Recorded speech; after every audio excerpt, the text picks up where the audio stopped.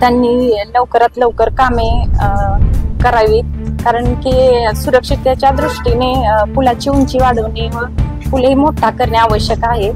तसेच कोरेगाव शहरातली गटारांची कामेही राहिलेली आहेत, तरी पावसाळ्याच्या आधी, शाळा सुरू व्हायच्या आधी ती लवकरात लवकर करावी ही विनंती, आणि त्यासाठी आम्ही कलेक्टर ऑफिसमध्ये निवेदन देण्यासाठी आलेलो आहोत.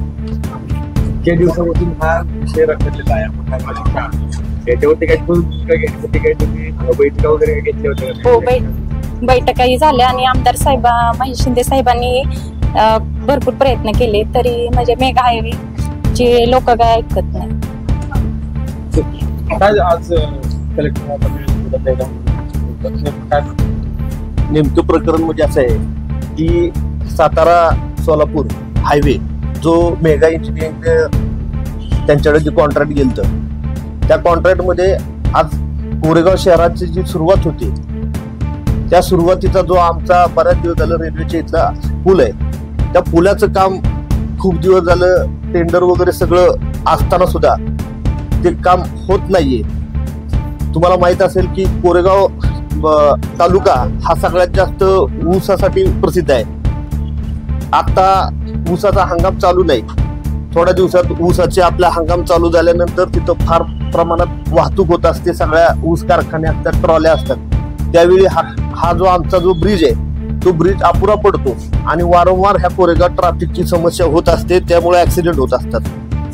त्याचप्रमाणे आत्ताची जी इंग्रजांच्या काळचा तो जो पूल आहे, तो पूल अशा परिस्थितीत आहे की तो जवळजवळ 125 ते 150 वर्ष झालं त्याला पूर्ण झालेला आहे. तो पूल कधीही पडू शकतो.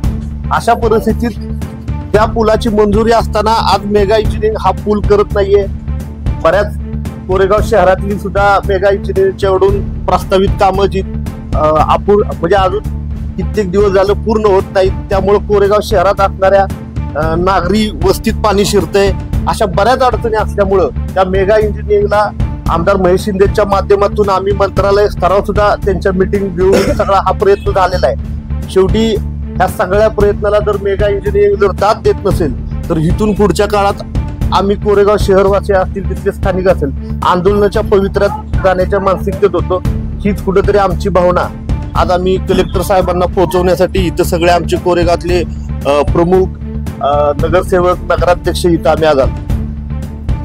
विषय जो रखडलेला जिल्हाधिकाऱ्यांची भेट घेतली, काय चर्चा झाली? खरं तर कोरेगाव शहरामध्ये म्हणजे ह्या गोष्टीची प्रचंड नाराजी झालेली आहे. गेले 7 वर्ष झालं काम चालू आहे. 7 वर्ष काम चालू असताना त्यांना वारंवार आम्ही उच्चस्तरीय बैठका घेतल्या कलेक्टर साहेबांच्याकडे. आज पहिल्यांदा चालू आहे, पण त्या खात्या संदर्भातल्या सगळ्या बैठकी झाल्या तरी सुद्धा जर ते मेगा इंजिनिअरिंगवाली दाद घेत नाहीत, तर म्हणून आज आम्ही इथं आलो. खरं तुम्हाला पाहता दोन्ही बाजूला बघितलं तर दोन्ही बाजूला एका बाजूला एक साधारण 10 मीटर उंची आहे रस्त्याची, एका बाजूला साधारण 15 मीटर उंची आहे. एवढा असा खोल खड्डा तिथं निर्माण झालेला आहे. त्यामुळे वाहनांचं ऍक्सिडेंटचं प्रमाण वाढलेलं आहे. वाहनं चालवताना ट्रॉयलांचं मगाशी सांगितल्याप्रमाणे ट्रॉयला चालत असताना गाड्या वर जात नाही, त्याला 2-2 ट्रॅक्टर लावावे लागतात. अशा प्रचंड भयानक परिस्थिती आहे. सगळ्यात महत्त्वाचं 150 वर्षापूर्वीचा तो पूल आहे तो सुद्धा जीर्ण झालेला आहे आणि त्याची रुंदी प्रचंड कमी आहे. गाड्या पास होताना प्रचंड त्रास होत आहे. तर ह्यासाठी आमचं म्हणणं आहे की कसल्याही परिस्थिती लवकरात लवकर कलेक्टर साहेबांना आम्ही सांगितलं की लवकरात लवकर तुम्ही ह्याची दाद घेऊन उच्चस्तरीय बैठक लावून लवकरात लवकर तो पूल चालू व्हावा ही आमची विनंती. याच्यामध्ये राजकीय हस्तक्षेप वाटते की इतके दिवसापासून बैठका घेत आहे, आमदार साहेब याच फॉलोमध्ये आहेत, तरी देखील या कामाचा कोणताही मार्ग होत लागत. राजकीय उद्देश असेल असं आम्ही थेट म्हणू शकत नाही, कारण की शासनाच्या माध्यमातून काम होत आहे. परंतु एक कुठली तरी अदृश्य शक्ती त्याला थोडासा मागं वाटण्याचं काम करते असं आम्हाला अंतर्मनाला वाटतं.